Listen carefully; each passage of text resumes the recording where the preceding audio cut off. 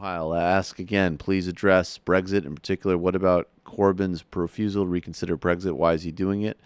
Every younger writer I follow thinks it's profoundly wrong-headed and it damages the UK's future. I addressed this on my show the other night. Look, two things I will say. I disagree with Corbyn on Brexit, but let me just say this.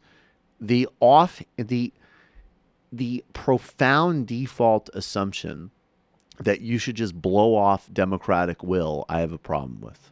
Jeremy Corbyn is respecting, which there's also, by the way, a little bit of political savvy in, the one referendum which a majority of people in the UK, even with as bad as it's been, still support, according to the latest polls I saw. Number two, he comes from a left tradition that critiques the EU. Now, it's a tradition that it mostly is right about the EU, and we've seen it in things like austerity and how even the euro as a currency was designed in a way that even a guy like Paul Krugman lays out the case against the design of the euro.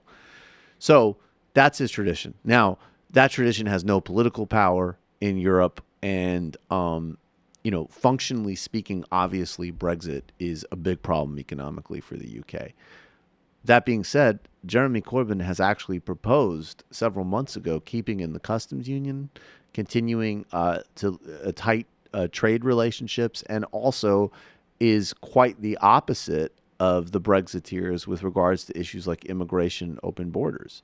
So I think that within the context of his ideology and the politics of the fact that this thing passed, which it's just like, I would probably support another referendum, to be honest with you. I think that actually is what they should do.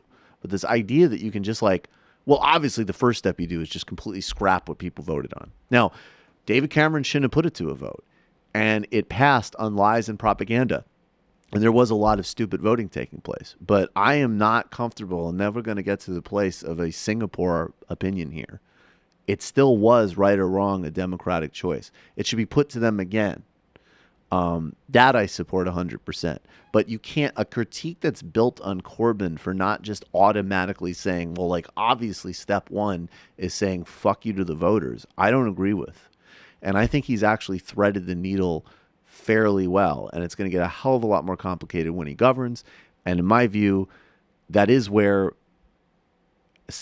especially as the economy is currently constituted, people like Tony Blair, they're right about some of these things. Yes, if there's a major economic you can't dump a bunch more money into NHS. You can't renationalize. You can't do these really important and essential things Corbyn wants to do if there is an absolute catastrophic economic fallout.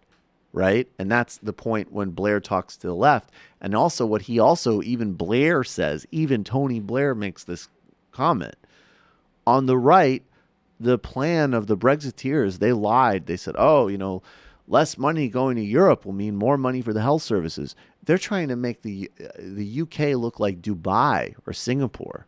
They want it to become an island nation, although with less generous social benefits in the long term. So he's threading a needle. And it doesn't mean he's calling everything right, but this narrative is lazy and tired. And too dependent on a single individual to be a savior. Far too dependent on a single individual. Far too dependent on a single individual. But if I was him, I would come up with a much more aggressive blueprint for what a left European Union would look like. I would talk to groups like the advisor to the Belgian left party that we had on TMBS, talk about that type of thing, and then maybe say we should take this to referendum again. But it is not Corbyn's politics, nor is it his brand, nor is it the right thing to do to just say, yeah, obviously we're going to scrap what you want.